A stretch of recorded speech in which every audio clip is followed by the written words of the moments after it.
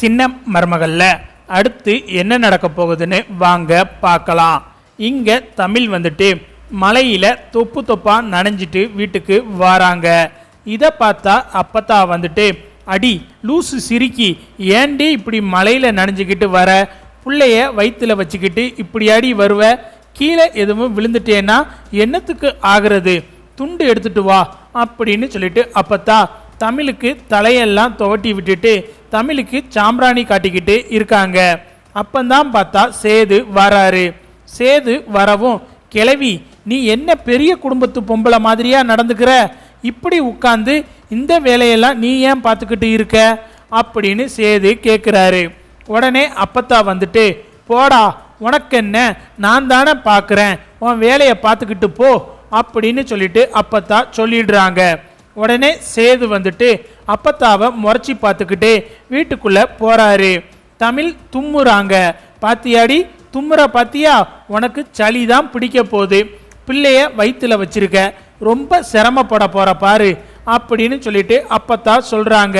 அப்பத்தா இல்ல அப்பத்தா, நான் கஷாயம் வச்சு குடிக்க போறேன் அப்படின்னு சொல்லிட்டு தமிழ் சொல்லவும், சரிடி நான் வாரேன் அப்படின்னு சொல்லிட்டு அப்பத்தா கிளம்பிடுறாங்க. பார்த்து சூதனமா இரு, தண்ணியில அதிகமா புழங்காத அப்படின்னு சொல்லிட்டு அப்பத்தா பெரிய வீட்டுக்கு போயிடுறாங்க.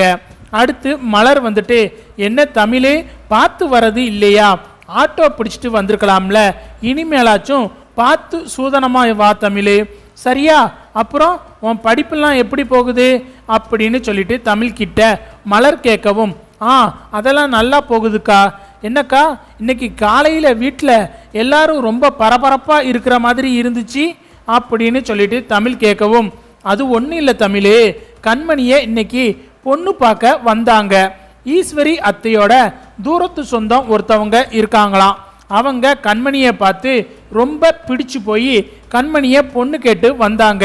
அது மட்டும் இல்லாமல் மாப்பிள்ளைக்கும் எந்த குறையும் இல்லை, அவர் கண்மணியை நல்லா பார்த்துக்கிறவர் மாதிரி தான் இருக்கு அப்படின்னு சொல்லிட்டு மலர் சொல்லவும், என்னக்கா சொல்றீங்க, இந்த கல்யாணத்துக்கு கண்மணி ஒத்துக்கிட்டாளா அப்படின்னு சொல்லிட்டு தமிழ் கேட்கவும், அவ ஒத்துக்கிட்ட மாதிரி தான் இருக்கு, ஏன்னா கண்மணி எதுவுமே சொல்லலை, அவ பாட்டுக்க வந்து மாப்பிள்ளைய பார்த்தா அப்படின்னு சொல்லிட்டு மலர் சொல்லவும், அக்கா உங்களுக்கு ஒரு விஷயம் தெரியுமாக்கா, கண்மணியும் ஆறுமுகமும் ஒருத்தருக்கு ஒருத்தர் விரும்புகிறாங்கக்கா அப்படின்னு சொல்லிட்டு தமிழ் சொல்லவும், இதை கேட்டுட்டு மலர் அப்படியே சாக்காகி பார்க்குறாங்க.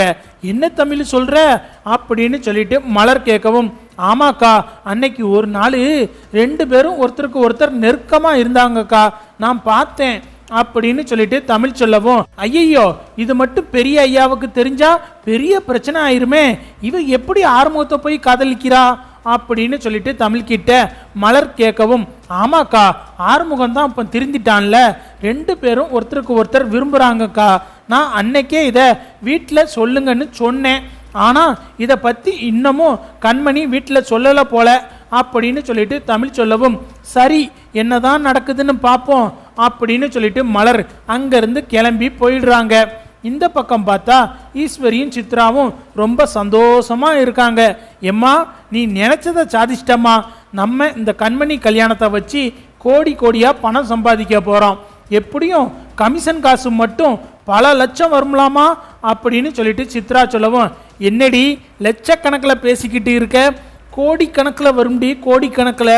இந்த ஈஸ்வரி ஒரு விஷயத்தை கையில் எடுத்தானா அதை நான் சும்மா விட மாட்டேன்டி, எப்படியோ இந்த கண்மணி கல்யாணத்தை வச்சு நம்மளும் ஒரு பக்கம் காசு பார்த்தாச்சு, ஆனாலும் இந்த கல்யாணம் முடிகிற வரைக்கும் நம்ம ரொம்ப ஜாக்கிரதையாக இருக்கணும்டி, அந்த சாவித்திரி இருக்காளே அவ இந்த கல்யாணத்தை நிறுத்துறதுக்கு வழி தேடிக்கிட்டு இருக்கா, அவ சொந்தத்தில் இருந்து மாப்பிள்ளைய கொண்டு வந்து கண்மணிக்கு பேசி முடிச்சு அவ இந்த கமிஷனை அடிக்கலாம்னு பார்க்குறா, அதுக்கு நம்ம வழி விட்டுறக்கூடாதுடி, நம்ம இனிமே தான் ரொம்ப கவனமாக இருக்கணும் அப்படின்னு சொல்லிட்டு ஈஸ்வரி சித்ரா கிட்ட சொல்லிக்கிட்டு இருக்காங்க. அடுத்து பார்த்தா அப்பத்தா வந்துட்டு தமிழுக்காக கஷாயம் வச்சுட்டு அவுட் ஹவுஸுக்கு எடுத்துக்கிட்டு போகிறாங்க. அடியே தமிழ் இங்கே வாடி அப்படின்னு சொல்லிட்டு அப்பத்தா தமிழை கூப்பிடுறாங்க. என்ன அம்மாச்சி இந்த வாரேன் அப்படின்னு சொல்லிட்டு தமிழ் வேகமாக வராங்க. இந்தாடி நீ கஷாயம்லாம் வச்சிருக்க மாட்டேன்னு எனக்கு தெரியும், நீ எப்போ பார்த்தாலும் படிப்பு படிப்புன்னு இருக்க, இந்தா புடி இந்த கஷாயத்தை குடிச்சிட்டு தூங்கு அப்படின்னு சொல்லிட்டு அப்பத்தா கொடுக்கவும், ரொம்ப நன்றி அம்மாச்சி அப்படின்னு சொல்லிட்டு தமிழ் சொல்லவும், சரிடி நான் கிளம்புறேன் பார்த்து சாப்பிட்டு படு அப்படின்னு சொல்லிட்டு அப்பத்தா கிளம்பிடுறாங்க. அடுத்து பார்த்தா தமிழ் அந்த கஷாயத்தை குடிச்சிக்கிட்டு இருக்கும்போதே அவங்களுக்கு ஒரு மாதிரி கொமட்டிக்கிட்டு வருது. உடனே வேகமாக தமிழ் போய் வாந்தி எடுக்கிறாங்க. அப்பந்தான் பார்த்தா சேது வீட்டுக்குள்ள வராரு. இங்கே தமிழ் வாந்தி எடுக்கிறத பார்த்ததும் சேது வந்துட்டு, இவளுக்கு எப்போ பார்த்தாலும் இதே வேலையாக போச்சு அப்படின்னு சொல்லிட்டு, என்னடி எப்போ பார்த்தாலும் வாந்தி எடுத்துக்கிட்டே இருக்கேன்னு சேது கேட்குறாரு. உங்களுக்கு என்ன, நான் தானே வயிற்றில் பிள்ளைய வச்சுக்கிட்டு இருக்கேன், வாந்தி வராமல் என்ன செய்யும் அப்படின்னு சொல்லிட்டு தமிழ் கேட்கவும், சரி சரி எதுவும் வேணும்னா சொல்லு அப்படின்னு சொல்லிட்டு சேது சொல்கிறாரு. அதெல்லாம் எங்களுக்கு ஒன்றும் வேணாம் அப்படின்னு சொல்லிட்டு தமிழ் உள்ளே போகிறாங்க. அப்பந்தான் பார்த்தா தமிழ் வீட்டுக்குள்ளே போகும்போது கீழே கிடக்கிற தண்ணியை பார்க்காம மிதிச்சு வலிக்கு கீழே விழ போகிறாங்க. டக்குன்னு சேது பார்த்தா தமிழை கீழே விழாமல் பிடிச்சிடுறாரு. ரெண்டு பேரும் அப்படியே வச்ச கண் வாங்காம ஒருத்தருக்கு ஒருத்தர் பார்த்துக்கிட்டு இருக்காங்க. இந்த பக்கம் பார்த்தா இதை வந்துட்டு சாவித்திரியும் தாமரையும் பார்த்துடுறாங்க. எம்மா பாத்தியாமா, என்னம்மா கர்மம் இது, நம்ம எப்படியாவது இவளை அடிச்சு விரட்டலாம்னு பார்த்தா இவ என்னடானா மாமா கூட சேர்ந்து ரொமான்ஸ் பண்ணிக்கிட்டு இருக்காமா, ரொமான்ஸு அப்படின்னு சொல்லிட்டு தாமரை சொல்லவும், ஆமாண்டி இவளை பற்றி இல்லாததும் பொல்லாததுமா சொல்லி சேதுவுக்கு இவன் மேலே வெறுப்பு வர வைக்கலாம்னு பார்த்தா இவனே நேரடியாக அந்த கேண்டீன்காரனை போய் பார்த்து வீடியோ எடுத்துகிட்டு வந்து நம்மக்கிட்ட காமிச்சிக்கிட்டு இருக்கான். இனிமே இவங்கிட்ட என்ன சொன்னாலும் நம்ம பருப்பு வேகாதடி, இதை நம்ம வேற விதமாக தான் கையாளணும் அப்படின்னு சொல்லிட்டு சாவித்திரியும் தாமரையும் பேசிக்கிட்டு இருக்காங்க. இந்த பக்கம் பார்த்தா சேது வந்துட்டு தமிழ்கிட்ட எந்திரின்னு சொல்லவும் தமிழும் அப்படியே எந்திரிச்சிடுறாங்க. பார்த்து போகிறது இல்லையா அப்படின்னு சொல்லிட்டு சேது கத்துறாரு. அதெல்லாம் எனக்கு தெரியும், எப்பவும் பார்த்து தான் போவேன், இன்னைக்கு என்னமோ தெரியாமல் வலிக்கிட்டேன், அதை போய் ரொம்ப பெருசாக பேசுகிறீங்க அப்படின்னு சொல்லிட்டு தமிழ் உள்ளே போயிடுறாங்க. தமிழ் உள்ளே போயிட்டு அடுத்தடுத்து அடுக்கு தும்மலாக தும்மிக்கிட்டே இருக்காங்க. உடனே சேது வந்துட்டு, என்னதான் ஆச்சு உனக்கு அப்படின்னு சொல்லிட்டு கேட்குறாரு. அது மழையில் நனைஞ்சிட்டு வந்தேன்ல, அதான் ஜலதோஷம் பிடிச்சிருக்கு அப்படின்னு சொல்லிட்டு தமிழ் படுத்திருக்காங்க. அவங்களுக்கு ரொம்ப குளிர ஆரம்பிக்குது, அப்படியே நடுங்கிக்கிட்டே படுத்திருக்காங்க. காய்ச்சலும் வேற அடிக்க ஆரம்பிக்குது. தமிழ் நடுங்கிக்கிட்டு இருக்கிறத சேது பார்த்துட்டு, என்னாச்சு உனக்கு அப்படின்னு சொல்லிட்டு தமிழ் பக்கத்தில் உட்காந்து தமிழை பார்த்துக்கிட்டு இருக்காரு. இங்கே தமிழ் பார்த்தா காய்ச்சல் அதிகம் முணங்கிக்கிட்டு கிடக்காங்க. உடனே சேது வந்துட்டு வெளியே கிடக்கிற கட்டில் உள்ள தூக்கி போட்டு தமிழை தூக்கி கட்டில் படுக்க வச்சுட்டு பக்கத்திலேயே உட்கார்ந்துருக்காரு. தமிழுக்கு தேவையான மாத்திரையெல்லாம் எடுத்து கொடுத்து தண்ணியெல்லாம் ஊற்றி கொடுத்துக்கிட்டு இருக்காரு சேது. அப்பந்தான் பார்த்தா அப்பத்தாவும் மலரும் பெரிய வீட்டில் இருந்து வெளியே வாராங்க.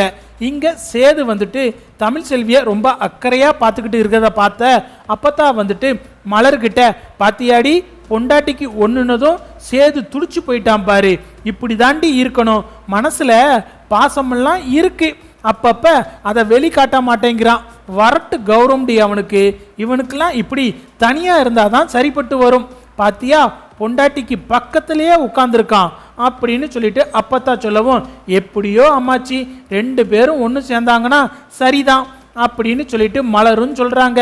ஆமாண்டி நம்ம இங்கே நிற்க வேண்டாம், அவன் பார்த்தானா நம்ம கூட சண்டைக்கு வந்துடுவான், வா நம்ம இங்கேருந்து கிளம்புவோம் அப்படின்னு சொல்லிட்டு அப்பத்தாவும் மலரும் வீட்டுக்குள்ளே போயிடுறாங்க. இந்த பக்கம் பார்த்தா கண்மணி அழுதுகிட்டே இருக்காங்க. அப்பந்தான் மோகனா கண்மணியை பார்க்க வராங்க. என்ன கண்மணி, முகம்லாம் ஒரு மாதிரியாக இருக்கு, வீங்கி போயிருக்கே அப்படின்னு சொல்லிட்டு மோகனா கேட்கவும், அது ஒன்றும் இல்லைம்மா அப்படின்னு சொல்லிட்டு கண்மணி சொல்லவும், ஏன் கண்மணி உனக்கு மாப்பிள்ளையை பிடிக்கலையா அப்படின்னு மோகனா கேட்குறாங்க. அது எனக்கு மாப்பிள்ளையை பிடிக்கிறதெல்லாம் ஒரு பக்கம் இருந்தாலும் எனக்கு இந்த கல்யாணத்தில் விருப்பம் இல்லைம்மா, எனக்கு கல்யாணம் இப்போதைக்கு வேண்டாமா அப்படின்னு சொல்லிட்டு கண்மணி அழுகுறாங்க. ஏன் கண்மணி இப்படி சொல்ற, எப்போவுமே நீ அப்பா சொல்றது தானே கேட்ப, இன்னைக்கு ஏன் இப்படி பேசுற, அப்பா உனக்கு எல்லாமே நல்லா தான் செய்வார் கண்மணி, நீ வாக்கப்பட்டு போற இடத்துல நல்லா மகாராணி மாதிரி இருக்கணும்னு சொல்லிட்டு உனக்கு நிறைய சீரு செய்கிறேன், அது இதுன்னு பேசி உன் அப்பாவும் வாக்கு கொடுத்து தட்டு மாத்திட்டாரு. இனிமே நம்ம என்ன பண்ண முடியும் அப்படின்னு சொல்லிட்டு மோகனா சொல்லவும், எம்மா எப்படியாவது இந்த கல்யாணத்தை நிப்பாட்டுமா அப்படின்னு சொல்லிட்டு கண்மணி அழுதுகிட்டே மோகனா மடியில் படுத்திருக்காங்க. ஓகே ஃப்ரெண்ட்ஸ், கண்மணி வந்துட்டு ஆறுமுகத்தை கல்யாணம் பண்ணுவாங்களா என்பது பற்றி உங்களுடைய கருத்துக்களையும் மறக்காம கமெண்ட்ல சொல்லுங்க. மேலும் இந்த வீடியோ பிடிச்சிருந்தா லைக் அண்ட் ஷேர் பண்ணுங்க, நம்ம சேனல் சப்ஸ்கிரைப் பண்ணுங்க, கூடவே பெல் பட்டனையும் கிளிக் பண்ணுங்க. தேங்க்ஸ் ஃபார் வாட்சிங்.